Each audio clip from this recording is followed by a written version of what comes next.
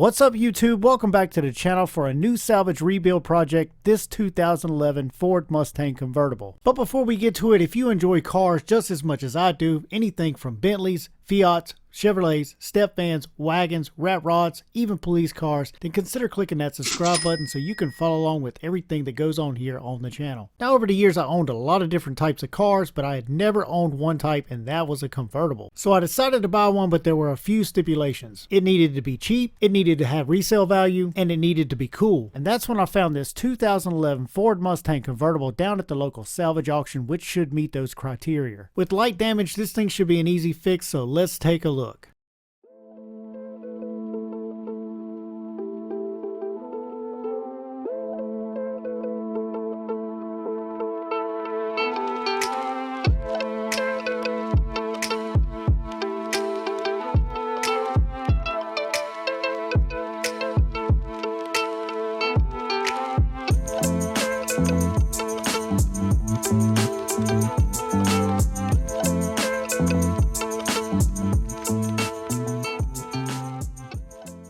Here's our new salvage project. It is a 2011 Ford Mustang Convertible. It is a V6 and an automatic, but this is definitely a cool car. With it getting warmer, we can put that top back. And I've never owned a convertible, so this is actually my first convertible ever. And you know, it would have been preferable to have the GT, but with gas prices being high, and I'm just going to cruise around anyway, this right here will be just fine. So now Transport dropped this thing off yesterday. So let's walk around and take a look and see what all kind of damage we have. It's really not as bad as it looks. So we'll go ahead and start up front here. And as you can see, we do have front end damage. The hood is obviously damaged. It's bent right in the middle. That is something that's not going to be able to be repaired. And you can see down here at the bottom, we have our bumper is damaged. That's not going to be able to be repaired. Both of those pieces will have to be replaced. So opening up the hood, you can see we have some radiator support damage up top. Nothing major. As you can see, we got a little bracket there that's ripped off from its point, and we'll just replace that. We're going to replace that upper radiator support area there.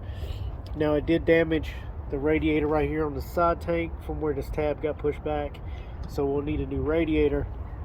But if you look down at the frame rails and the crash bar, it's all straight, so we don't have any issues there. Of course, we are going to need a hood latch right there. We got a crack running through this headlight, and we got obviously a couple broken tabs. We got a broken tab over here on the driver's side, and I believe these are aftermarket headlights anyway. They're some kind of projector beam headlights. I don't really like those too well, so we'll go ahead and replace those. Looking at the rest of the car, it's in really good shape. It's really not beat up. The top's in good shape. We do have some curb rash on a couple of the wheels. That could possibly have been from the accident. The tires, they're in fair shape. Brakes might need a little going through. So moving along to the back side of the car, I'm going to talk about some damage that I'm not happy with. If you look right here, you can see both tail lights are completely busted. We got some scratches down on the bumper there, and we have a dent right here on the deck lid. Now this is all damage that got caused at the salvage auction. This did not happen in Transport. This happened at the salvage auction. They're careless down there with those loaders. I'm really not happy with that. I really wish they would step in and do something, help me out, because now I have to replace tail lights and I have to do body work to the deck lid. And moving on to the driver's side of the car, we don't really have any issues. We have one little ding right here that could probably be worked out pretty easily without doing any kind of paint work. But as you see, the body of the car looks pretty good. It's kind of dirty. It needs a good little buffing. I can bring that silver paint job out a little bit. So let's take a look on the inside. Just like the outside of the car, the inside of the car is pretty nice and clean. We don't really have any issues in here. The seats are like I guess a leather, and they're not the cloth, so it's kind of an upgrade. You've got leather on the door panels. Dash and everything's in good shape. And if you notice from that damage, we don't have any kind of airbag issues. There's no seatbelt issues.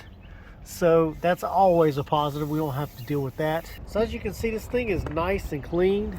Inside and out is in good shape. And this is something I plan on keeping for at least a little while because, one, I've never owned a convertible, and I want to enjoy this thing while it's warm in the spring and the summertime. Now, obviously, we need a hood and we need a front bumper cover, and just like the Monte Carlo project, I've jumped ahead of myself and I already have most of the parts to fix this car. So if you know anything about these things, these parts are really expensive. And this being a 2011, the 2010 to 14s are the same body style, but in 13 to 14 they changed the front end, which is essentially the hood and the front bumper cover, and it looks a little bit different. And I got lucky and I found a silver hood and a front bumper cover off of a 2014 about 25 miles from my house. We're going to put a 2014 nose and hood on this car. It's going to give it a little bit different look. And here are our brand new takeoff parts that I picked up at the junkyard. This is the front bumper cover. As you can see, it's complete. It has the fog lights, it has both grills, and it's essential that you get something like this complete because this is a very, very expensive bumper cover with all these components. You're talking like $900 brand new aftermarket for all these pieces. I got it a little bit cheaper, but it still wasn't cheap. But we needed it. What can you do? And we've got our absorber for our crash bar, and we have our upper radiator support. So we got all of our parts, all of our main parts. And here's our very expensive silver hood. At least it's already painted. We don't have to jam it out. We can pretty much just bolt it on the car. And I managed to go and pick up a set of taillights to replace the broken ones that were damaged by the salvage auction. Another mod I'm going to complete on the front end, I'm going to take these headlights out because I don't really like those too much. And of course we have damage, so we're going to replace them with some black housing OEM style headlights. Those will look good. Some other cosmetic stuff that I'm going to do to this car is I have a Roush Racing skirt kit. It comes with a lip and skirts down both sides of the car. It'll give it a nice mean kind of like GT look, even though it's technically not a GT. Check out this wheel gap. That is a huge wheel gap. Looks like I'm ready to go off-roading somewhere. And I want to get that down because that just, to me, that just looks way too excessive. So I've got some lowering springs. We're going to put some lowering springs, and I believe it lowers it 1.5 inches in the front and 2 inches in the back. And that'll bring the whole car down and give the whole car a better look. So this should be a fairly simple project. We should be able to knock this thing out in a matter of a couple weeks. And I can't wait to get on the road and put the top down.